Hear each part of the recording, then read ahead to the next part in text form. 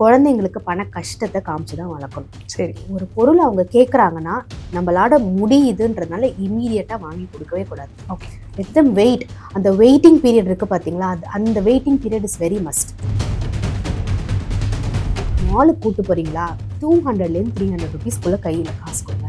நீ இந்த மாலில் எந்த கடைக்கு வேணாலும் போ, ஓகே, நான் தள்ளியே நிற்கிறேன், but you will be safe. நீ எந்த கடைக்கு வேணாலும் போ, ஆனால் உன்னோட பட்ஜெட் இன்னைக்கு 300 ரூபா தான். 300 ரூபாய்க்குள்ள உனக்கு பிடிச்சது ஏதாவது கிடைக்கும்னா நீ வாங்கிக்கோ. எல்லா ஸ்கூல்லையுமே கேன்டீன் இருக்கு. என்னை பொறுத்த வரைக்கும் ஒரு சர்டைன் ஏஜ் வரைக்கும் தயவு செஞ்சு இந்த பாக்கெட் மணி ஸ்கூலுக்கு கொடுத்து அனுப்புறதை தயவு செஞ்சு ஸ்டாப் பண்ணணும். ஓகே, அன்லஸ் அதர்வைஸ் உங்களுக்கு உடம்பு சரியில்லை, உங்களால வந்து சமைக்க முடியல, பண்ண முடியலன்னா கூட கடையில ஏதாவது வாங்கி நீங்க கொண்டு போய் ஸ்கூல்ல கொடுத்துட்டு வாங்களே தவிர்த்து. சொல்லுங்க குழந்தைங்க கிட்ட, ஒரு 9 இயர்ஸ் வரும்போது பேங்க்கு கூட்டு போகணும். ஓகே, எப்படி மணி டெபாசிட் பண்ணணும், என்ன, அந்த ஒரு ஜென்ரல் நாலேஜ்லாம் கொண்டு வாங்க.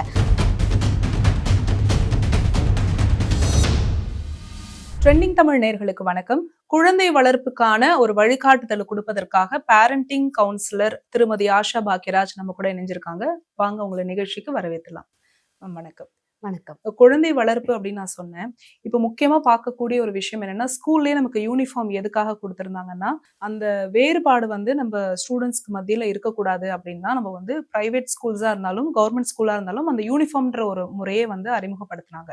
இந்த நிதி நிலைமை அப்படின்னு எடுத்துக்கும் போது என்னுடைய குடும்ப கஷ்டத்தை என் குழந்தைகிட்ட சொல்லி வளர்க்கறது தான் சரி அப்படின்றது நம்ம எல்லாருக்குமே தெரியும். அதே பேரலா பார்க்கும்போது நான் வந்து ஒரு நல்ல ஒரு பேக்ரவுண்ட்ல இருந்து வந்திருக்கேன் அப்படிங்கறத என் குழந்தைக்கு நான் சொல்லி கொடுக்கறது அவசியமா?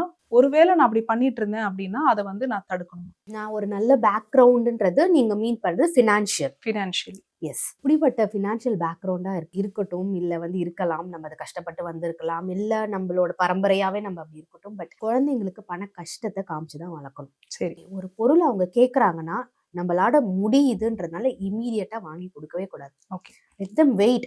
அந்த வெயிட்டிங் பீரியட் இருக்கு பார்த்தீங்களா, அந்த waiting period is very must. அது சின்ன பொருளாகவும் இருக்கட்டும். ஓகே, இப்போ ஒரு பென்சில் பாக்ஸே வந்து பார்த்தீங்கன்னா நிறைய விதவிதமா வருது. ஓகே, அதுலயே வந்துட்டு ஜாமெட்ரி பாக்ஸ் இருக்கிற மாதிரி வருது, மேப் இருக்கு, என்னென்னமோ வருது. இப்போ கேட்குறாங்க, நம்மளால அது அது ஒரு ஒரு 100 ரூபான்னு வச்சுப்போமே. சரி. நம்ம ஸ்கூலுக்கு போறதுக்காக வேற பென்சில் பாக்ஸ் வாங்கி கொடுத்துருப்போம். அப்பதான் அந்த அகாடமிக் இயர் ஆரம்பிக்குது, நம்ம வாங்கி கொடுத்துருப்போம். அவங்களும் எடுத்துட்டு போயிட்டு தான் வந்திருப்பாங்க, அது நல்லாவே இருக்கும். ஆனா வந்து அம்மா எனக்கு இது வேணுமா ப்ளீஸ்மா அப்படின்னு சொல்லி கேட்கறாங்க. நம்மளும் அந்த காஸ்ட் எடுத்து பாக்குறோம், பார்த்துட்டு அது ஒரு 100 ரூபான்னு போட்டிருக்குன்னு வச்சுப்போம். ஓகே, 100 ரூபாய் தானே வாங்கி கொடுத்துடலாமேன்ட்டு நம்ம வாங்கி கொடுத்துட்டோம்னா அந்த குழந்தைகிட்ட என்ன நம்ம பதிவு செய்யறோம்னா, அம்மா நம்ம கேட்டோன்னே வாங்கி கொடுத்துட்டாங்க. இப்ப இன்னைக்கு பென்சில் பாக்ஸ்ல ஆரம்பிக்கிறது நாளைக்கு பைக்கு, கார் வரைக்கும் போகும். ஒரு 100 ரூபாய் இருந்தா கூட அதோட வேல்யூ பசங்களுக்கு தெரியணும். உடனே இம்மீடியட்டா எஸ் சொல்லாதீங்க. ஓகே, சொல்லுங்க நீங்க, ஓகேப்பா நம்ம வாங்கலாம், வெயிட் பண்ண. ஓகே, நீ இப்பதானே இந்த பென்சில் பாக்ஸ் வாங்கி கொடுத்துருக்கு, அது இன்கேஸ் ஏதாவது தொலைஞ்சிருச்சு இல்லை உடஞ்சு போச்சுன்னா கூட நம்ம வந்துட்டு வேற வாங்கிக்கலாம், பட் அது நல்ல கண்டிஷன்ல தானே இருக்கு, உனக்கு பிடிக்குதுன்றது அம்மாக்கு புரியுது, ஆனா இப்ப அது வேண்டாம். ஓகே, ஓகே அப்படின்ற மாதிரி வந்துட்டு சொல்லலாம். ஒரு 1 மந்த் வெயிட் பண்ணி அதுக்கப்புறம் வாங்கி கொடுக்கலாம். இல்ல, நான் நிறைய சொல்லுவேன், லஞ்சம் கொடுக்குற முறையில கூட குழந்தைங்களை வந்துட்டு பிஹேவியரை சேஞ்ச் பண்ணுங்க. ஃபார் எக்ஸாம்பிள், ஒரு ரொட்டீன் குழந்தைங்களுக்கு கொண்டு வரணும். நைட்டு சீக்கிரமா தூங்கி காலையில சீக்கிரம் எழுந்திரிக்கிற ரொட்டீன்னா ஒரு 30 டேஸ் சேலஞ்ச் வைங்க. அந்த 30 டேஸ் சேலஞ்சில் இது மாதிரி சின்ன சின்ன விஷயங்கள்லாம் வந்து இது கரெக்டா பண்ணினா இது கொடுப்போம். அப்போ வந்து என்கிட்ட கேட்பாங்க, மேம் இது வந்து பழகிடாதா? நம்ம ஒரு நல்ல விஷயத்துக்காக தானே இது பழகுறோம். அவங்களுக்கு என்ன தேவை, எல்லா ஹியூமன் பீயிங்ஸ்க்குமே என்ன தேவை, ஒரு அப்ரிசியேஷன், ஒரு ஸ்மால் ரிவார்ட், இதெல்லாம் தேவை.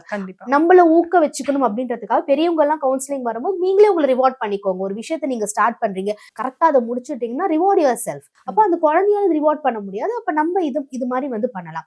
அப்புறம் இப்ப நிறைய நான் பாக்குறது, யூஸ்வலாவே அவுட்டிங்னா எங்க போறாங்கன்னா மாலுக்கு போயிடுறாங்க. ஆமா, வெயிலா இருக்கு அப்படி இப்படி நம்ம மாலுக்கு போயிட்டு அங்க வந்து கொஞ்சம் ஏசி இருக்கும், குழந்தைங்களும் எல்லாம் விளையாடுவாங்கன்னு மாலுக்கு போறாங்க. மாலுக்கு போனா ஏதாவது ஒரு விஷயம் வந்துட்டு 1000 ரூபாய்க்குள்ள நம்மளுக்கு கிடைக்குதா? இல்ல. அப்ப அங்க போய் குழந்தைங்க வந்து இது வேணும் அது வேணும்னு கேக்குறாங்க. ஒரு சில பேரண்ட்ஸ் வந்து அதை பேசி சமாளிச்சு கூட்டிட்டு போயிட்டு கார்லயோ இல்ல வீட்லயோ வச்சு அடி சாத்துறாங்க, நீ கேப்பியா பண்ண. சில குழந்தைங்க வந்து பயங்கரமா டேண்ட்ரம்ஸ் அங்க இருக்கும், த்ரோ பண்ணுவாங்க. அங்கேயே போறாங்க, அழுவுறது, இல்ல மூஞ்சி தூக்கி வச்சுக்கிறது, வரமாட்டேன். இவங்களும் வந்துட்டு ஐயோ நம்ம வந்து இப்போ இப்படி கஷ்டப்படுறாரு, நம்ம ஜாலியா இருக்க தானே வந்தோன்ட்டு வாங்கி கொடுத்துறோம். நான் என்ன சொல்லுவேன்னா, மாலுக்கு கூட்டு போறீங்களா, 200லேருந்து 300 ருபீஸ்க்குள்ள கையில காசு கொடுங்க. நீ இந்த மால்ல எந்த கடைக்கு வேணாலும் போ, ஓகே, நான் தள்ளியே நிக்கிறேன், but you will be safe. நீ நீ எந்த கடைக்கு வேணாலும் போ, ஆனா உன்னோட பட்ஜெட் இன்னைக்கு 300 ரூபாய் தான். இந்த 300 ரூபாய்க்குள்ள உனக்கு பிடிச்சது ஏதாவது கிடைக்கும்னா நீ வாங்கிக்கோ, அதுக்கு மேல என்னால கொடுக்க அவங்களும் முடியாது. என்ஜாய் பண்ணுவாங்க அந்த ஷாப்பிங், எக்ஸ்ப்ளோர் கண்டிப்பா. பண்ணுவாங்க. ஆமா, எக்ஸ்ப்ளோர் பண்ணுவாங்க. 300 ருபீஸ்க்குள்ள என்ன கிடைக்குமாங்க? ம். ஓகே, என்ன கரெக்ட். கிடைக்குது? மேபி ஒரு ஐஸ்கிரீமா இருக்கலாம், இல்ல ஏதோ ஒண்ணு. அங்க என்ன கிடைக்குது? உன்னோட பட்ஜெட் அதுதான். உனக்கு இதுல என்ன வேணுமோ நீ பண்ணிக்கோ. இதுக்கு மேல காசு கிடையாதுன்னு அப்படி எஜுகேட் பண்ண ஆரம்பிக்கணும் பசங்களுக்கு. ஓகே. நம்மளால முடியும் தான். 2000 கொடுத்து கூட நம்மளால அங்க வாங்கி தர முடியும் தான். பட் தயவு செஞ்சு அது செய்யவே கூடாது. ஏன்னா அதனாலதான் அந்த பணத்தோட அருமை தெரியாம ஒரு பேரண்ட் வந்து சொல்றாங்க என்கிட்ட, ம். ஆன்லைன் கிளாஸ்ல அட்டென்ட் பண்றதுக்காக உங்களுக்கு வந்துட்டு நல்ல ஏதோ ஒரு டேப் வாங்கி டேப். கொடுத்துருக்காங்க. அந்த டேப்ல யூஸ் பண்ணுவாங்க தெரியுமா? ஒரு பென்சில் ஒரு மாதிரி ஆமா டச் பென்சில் மாதிரி பண்றது. ஸ்டிக் இருக்கும். இந்த குழந்தைக்கு வந்து ஆங்கர் இஷ்யூஸ் இருக்கு. ம். ஆங்கர் ஹேண்டில் பண்ண தெரியல. சோ இவங்க கோவம் வரும்போதெல்லாம் என்ன பண்ணுவாங்கன்னா, அந்த அந்த அந்த பென்சில் அந்த டச் பண்றதுல உடைச்சிருவாங்க. கோவம் வரும்போதெல்லாம் குத்தி எப்படியாவது. ஓ! நான் இது வரைக்கும் 13 வாட்டி வாங்கி கொடுத்திருக்கேன் மேடம் அந்த பென்சில.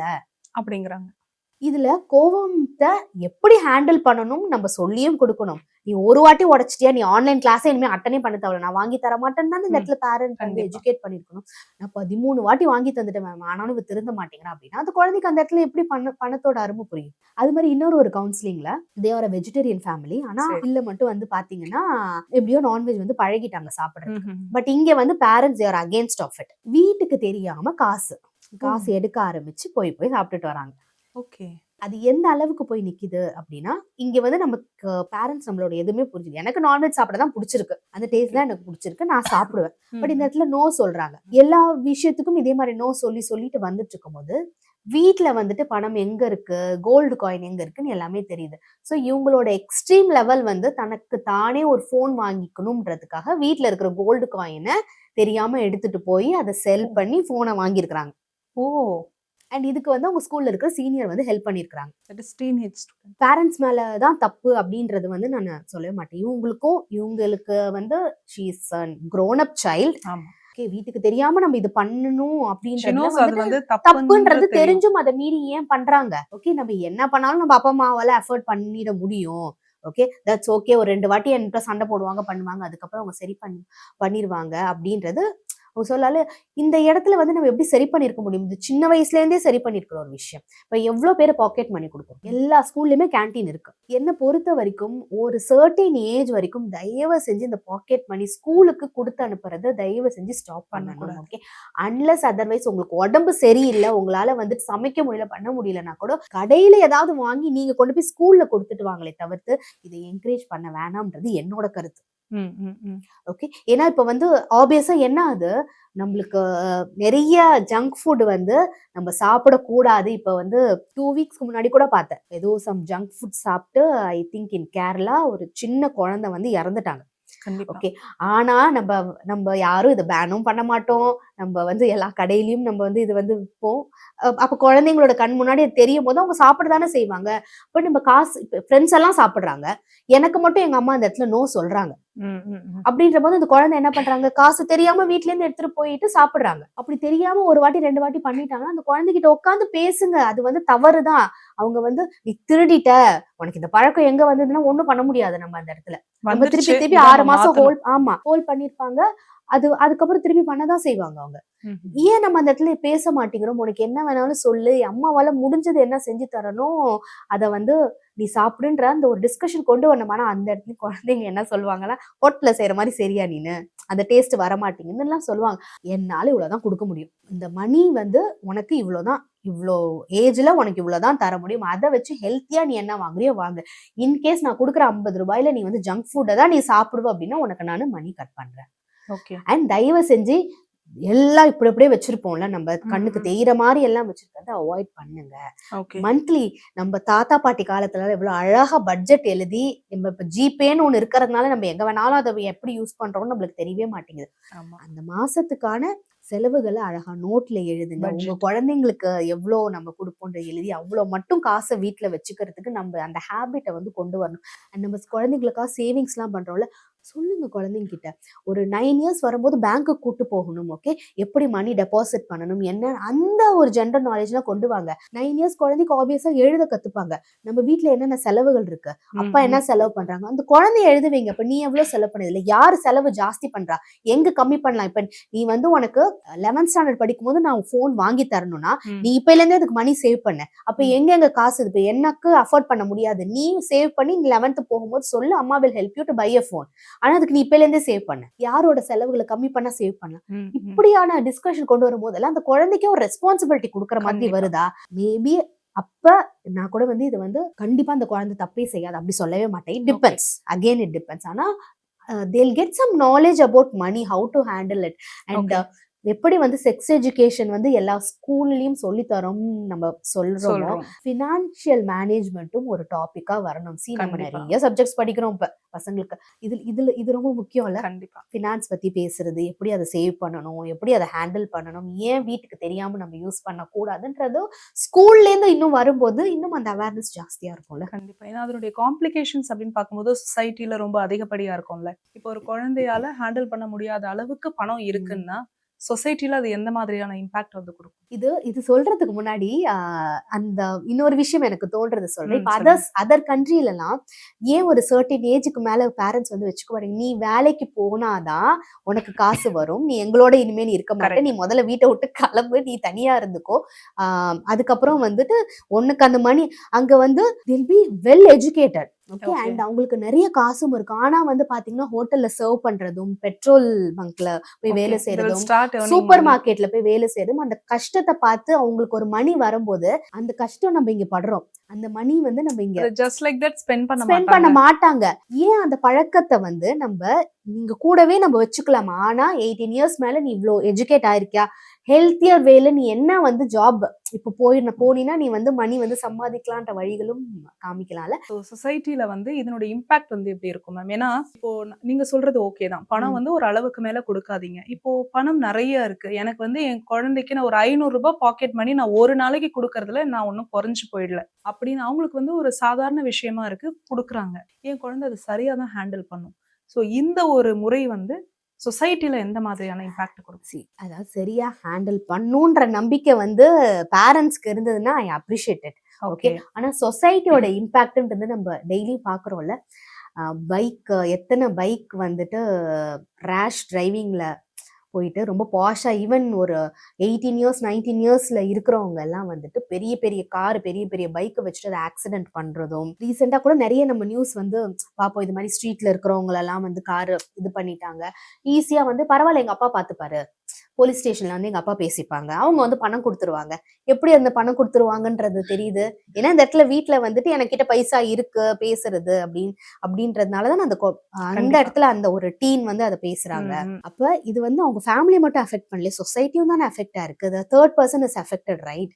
உங்ககிட்ட காசு இருக்குன்றதுனால இங்க ஒரு உயிரமே பலி ஆகுதுல்ல, அந்த உயிர் பலியாகிறதுக்கு அங்க நியாயமும் கிடைக்கிறது இல்லைல்ல. மணி இருக்கிறதுனால எப்படி அந்த மைண்ட் செட் வருது, எவ்வளவு மூவிஸ்ல அதை காமிக்கிறாங்க. கண்டிப்பா. எதா இருந்தாலும் மணி இருந்தா எதா இருந்தாலும் வாங்கிடலாம் செய்யுங்கிறதுக்கு நம்மளே ஒரு எக்ஸாம்பிள் உங்களுக்கு கொடுக்குற மாதிரி கொடுத்துடுறோம்ல. So definitely that will affect the society, right? அதே மாதிரி என்னோட ஃப்ரெண்டு கிட்ட பாக்கெட் மணி அவங்க அம்மா அப்பா இவ்வளவு கொடுக்குறாங்க, என்கிட்ட இல்லைன்னும் போது ஆட்டோமேட்டிக்கா நான் அவங்க கூட நான் ஜாயின் ஆகுறேன் இல்லையா, அந்த ஒரு சர்க்கிள் வந்து ஃபார்ம் ஆகுது. என் ஃப்ரெண்டு கிட்ட காசு இருக்கு, காசு இருக்கிற ஃப்ரெண்டு கூட நான் பழகுறேன் அப்படின்ற மாதிரி அவங்க ஒரு கேங் ஃபார்ம் பண்ற மாதிரியான விஷயங்கள் வந்து நடக்குது, பாக்குறோம். அது ரொம்ப நிறையவே நடக்குது. ஸ்கூல்ல ரொம்ப ஏர்லி ஸ்டேஜ்ல இருந்தே ஸ்டார்ட் ஆகுது. இவங்க வந்து இந்த போன், இப்ப போன் வந்து இப்ப நிறைய ஸ்கூல்ல அலோ பண்றாங்க மேம். அதாவது 11th 12th இல்லாமா they are allowing. எஸ், எந்த ஒரு கவுன்சிலிங் இருக்காங்க. அந்த மாதிரி கால்குலேட்டரே அலோவ் பண்ண மாட்டாங்க unless it is ஒரு பிசினஸ் மேத்ஸ் குரூப் எடுத்தா மட்டும் தான் வந்து சயின்டிஃபிக் கால்குலேட்டர் கூட அதெல்லாம் இப்ப வந்து போனே அலோவ் பண்றாங்க. they have separate lockers, அதெல்லாமே இருக்குது. Okay, I have an scenario இருக்குது அது மாதிரி. அப்ப ஒரு பையன் இந்த இடத்துல வந்துட்டு அந்த கீபேட் போனை எடுத்துட்டு போறாங்க, மத்தவங்க எல்லாரும் அந்த இடத்துல டச் போன் வச்சிருக்காங்கன்ற போது இந்த பையனை ஒதுக்குறாங்க அந்த இடத்துல. சோ இவன் வந்து ஸ்கூலுக்கு போவே மாட்டேன்றான், ஏன்னா எல்லாரும் வந்து தனிமை ஆக்கி விட்டுடுறாங்க, அவங்க எல்லாம் ஒரு குரூப்பா இருக்கிறாங்க, ஸ்கூல்ல மாத்து திருப்பி டிஸ்கிரிமினேஷன் அங்க வருது. எஸ், ஆஃப் கோர்ஸ் நடக்குது. இப்ப ஒரு ஆனுவல் டேனா கூட வந்துட்டு தனியா அதுக்கு மணி வாங்குறாங்க. கண்டிப்பா. ஏதோ ஒரு வீட்டுல, குழந்தையோட வீட்டுல சம் சிச்சுவேஷனால ஆனுவல் டே வேணான்னு சொல்றாங்க போது, ஏன் உங்க அப்பா அம்மாவால காசு கட்ட முடியலையான்னு கேக்குதுங்க இந்த குழந்தைங்க. ஓ! எப்படி இதெல்லாம் வருது? மணி நெறையா இருக்கிற வீட்ல they have to educate like middle class family எப்படி இருப்பாங்க? ஓகே ம். லோவர் மிடில் கிளாஸ் ஃபேமிலி எப்படி இருப்பாங்க? நான் நெறைய கவுன்சிலிங்ல சொல்லுவேன். தயவு செஞ்சு நைட் டைம்ல கூட்டு போங்க பிள்ளைங்கள வெளியில. எத்தன பேர் அங்க ஸ்ட்ரீட்ல வந்து படுத்திருக்கிறாங்க. ஒரு படுத்திருக்காங்க. பெட்ஷீட் கூட இல்லாம. எத்தன பேர் வந்து ஃபுட்டுக்காக கஷ்டப்படுறாங்க. மழையில காமிங்க. லைவா காமிங்க. தே ஷுட் நோ இந்த other side of the life they should know. அந்த கண்டிப்பா. டிஃபிகல்டீஸ் தெரியணும் அவங்களுக்கு. ஓகே. அண்ட் அதே மாதிரி முடிஞ்சதுன்னா என்ஜிஓலலாம் கூட்டு போயிட்டு அவங்கள வேலை செய்ய விடுங்க. இந்த மாதிரி கேன்சர் இன்ஸ்டிடியூட் கூட்டு போங்க. அங்கெல்லாம் வந்து வாலண்டியர்ஸ் அப்பலாம் இருக்கும்போது கொஞ்சம் க்ரோன் அப் சைல்டா இருந்தா வாலண்டியரா விடுங்க. அவங்களுக்கு தெரியணும். ஓகே. என்னென்ன கஷ்டங்கள்லாம் இருக்குன்றது தெரியணும். உங்க வந்து பார்க்கணும். நீங்க எவ்வளவு வேணாலும் ரிச்சா இருங்க. ஆனா அது அதர் சைட் அவங்களுக்கு தெரிஞ்சாதான் அந்த மணியோட வேல்யூ கண்டிப்பா தெரியும். இந்த பொறுப்பு நமக்கு கண்டிப்பா எல்லாருக்குமே இருக்கு. ஸோ இந்த எபிசோட்ல என்ன நீங்க சொன்னது புரிஞ்சதுன்னா, ஃபினான்ஷியல் மேனேஜ்மெண்ட்டும் வந்து தெரிஞ்சுக்கணும்.